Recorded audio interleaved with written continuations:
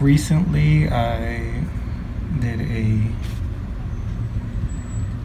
experiment where I used the non-mescaline salts in the hydrochloric form,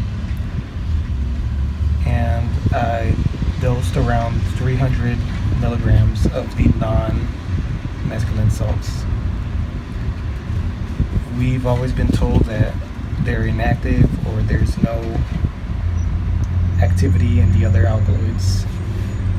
But my very first experience with cacti was with a PC cactus many years back, and it was among the strongest experiences that I've had.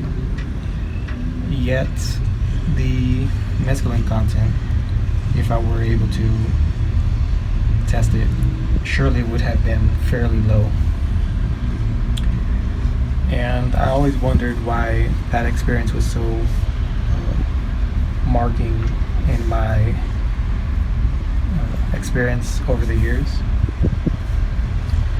And with my most recent experiment with just the other salts, which I obtained by doing a cache, purposely acidifying to around 1 or 2 pH, and then you get that orange reddish end product. And then from there I did the isopropanol washes where the mescaline is insoluble and you get a very pure white crystal, and the impurities are soluble in the alcohol, and if you evaporate the alcohol or the acetone, you end up with a orangish reddish like flakes of the non-mescaline alkaloids. I'm sure there's a small solubility of the mescaline in the isopropanol, but again, it should be near zero. And originally I have already experimented with these other salts, usually accompanied with harmalas, which is what I enjoy doing since it makes it more sustainable.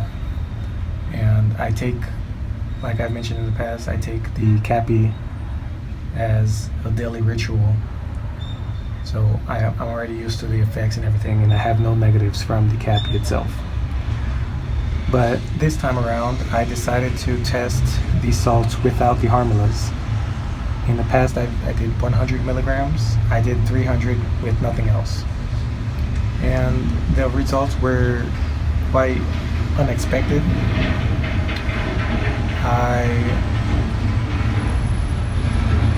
I had a very, very pronounced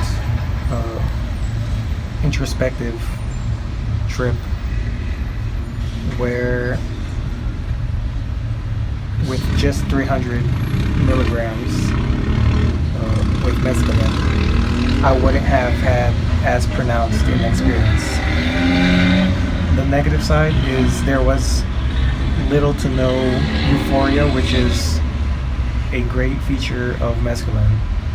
There was very little euphoria, and there were some visual distortions, but again, minimal compared to mescaline itself. I also had time dilution, which I've had with just 100 milligrams with the harmalas itself. And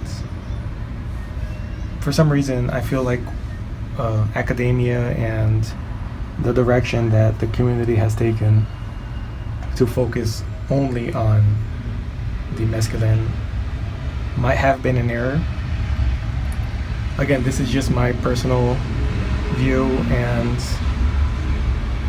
we do need other people to experiment with this, but I actually think that the PC pachanoi, which has been like put to the side basically by many growers due to its low content, I think we should take another look at that, and rather than extracting pure molecules of mescaline, we explore a more wide range profile, either through teas, traditional teas, or doing a wider spectrum extraction, either with cash or some other form, either alcohol extraction or what have you. Silo is, again, a great tool.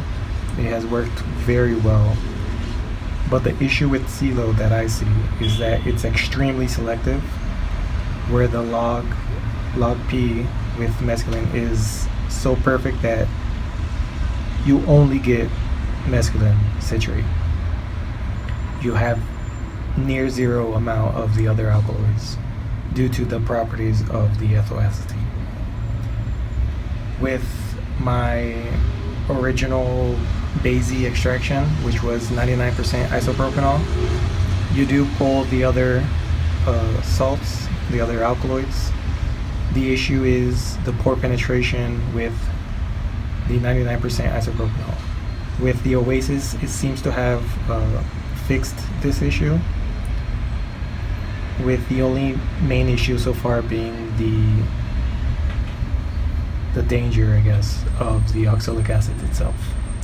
I'm hoping to slowly experiment with other acids to salt in a safer manner.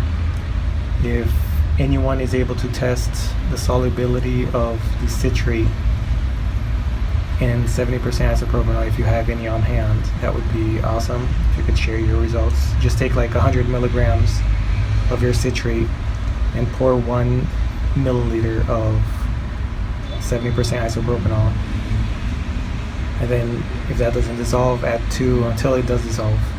That information would be awesome, but from past experience I've seen that citrate is extremely water soluble, so I don't think it'll work out with citrate. But yeah, this is just my opinion.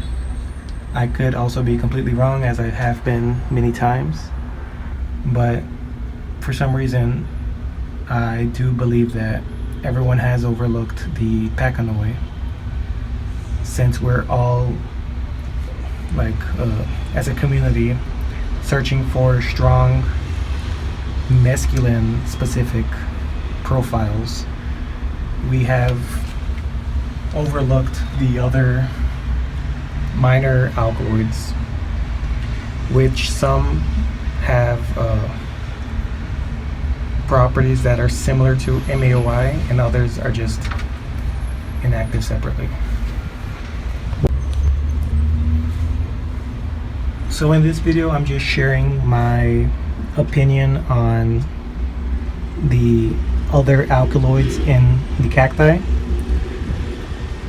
Again, I may be completely wrong, and maybe my non-mescaline hydrochloric salts are actually just mescaline and some minor salts.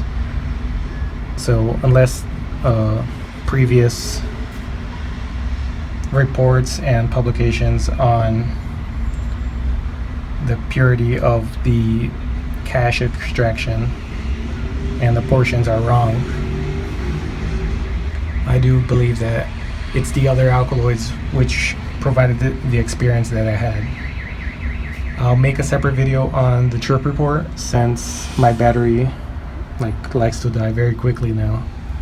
I need to go charge my battery. But the secondary or the other alkaloids, I think we should take more attention to. If you want to experiment with this and you already did a silo on your material, that's completely fine. You'll know for sure that it's devoid of any mescaline. So after you get the plant material, allow it to dry completely. It'll become like a gooish texture to it, since the ethyl acetate tends to goo it up. Allow that to dry completely, and then do a Oasis extraction on that same spent plant material. The isopropanol with the calcium hydroxide will pull the other alkaloids that are more polar and have a different log affinity, and you'll be able to salt out the other alkaloids that are present in the cactus.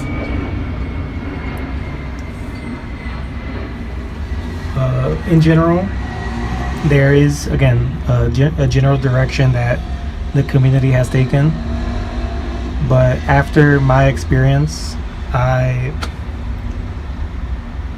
just reaffirming what I already have been trying. I'll actually be distancing a bit from the traditional extractions and just traditional experiences in general. If you want to try mescaline on its own, that's fine, but I'm not really going to do like trip reports on the common entheogens and other plants. I want to do the more non-traditional plants that are either lost to history because they were introduced to replacement plants, like I did with the seer seeker. There's a few other plants that in the future I hope to buy, but I just lack the funds to spend right now. And like with the mescaline in the peyote, besides mescaline, there is around 30 or 40 other alkaloids. And for someone to say that peyote way and other native churches and other practices, that just taking mescaline is the solution to their dilemma with the over-harvesting, I think is absurd. That's like saying, I just don't believe that trichocereus or even peyote is simply just mescaline. Just like if you've had the experience before, ayahuasca isn't just an maoi with DMT. The experience is very similar, but there seems to be a missing element that many people report. Others, they say it's indistinguishable, but with trichocereus in particular, I personally don't dose extremely high anymore, but in the past I have noticed a fair difference between a Bridgesi tea and a pachanoi tea versus pure mescaline. If it's just subjective and only I and a few other people have experienced that, sure, I'm wrong. But if you're able to, and you're interested in it, consider trying just the other alkaloids and testing the experience itself. For me, it was extremely introspective.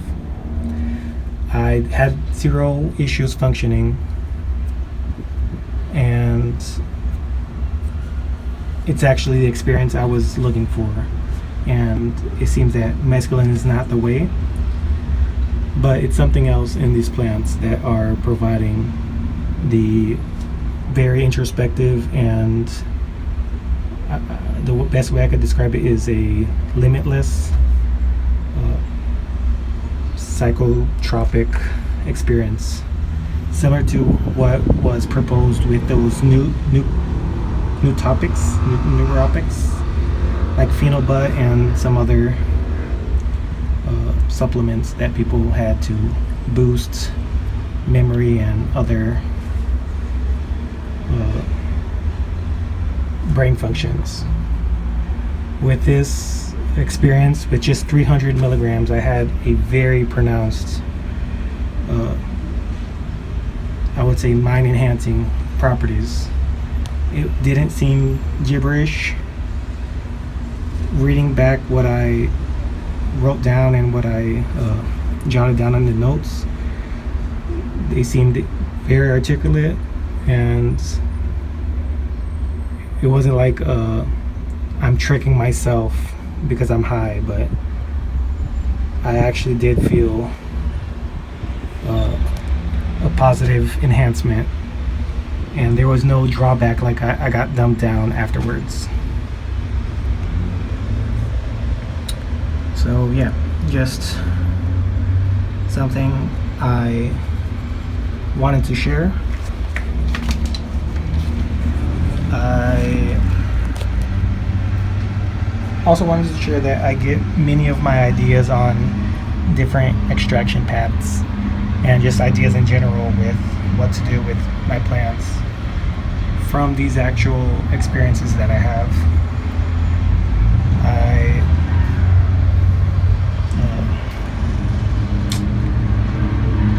I don't know what else to share here.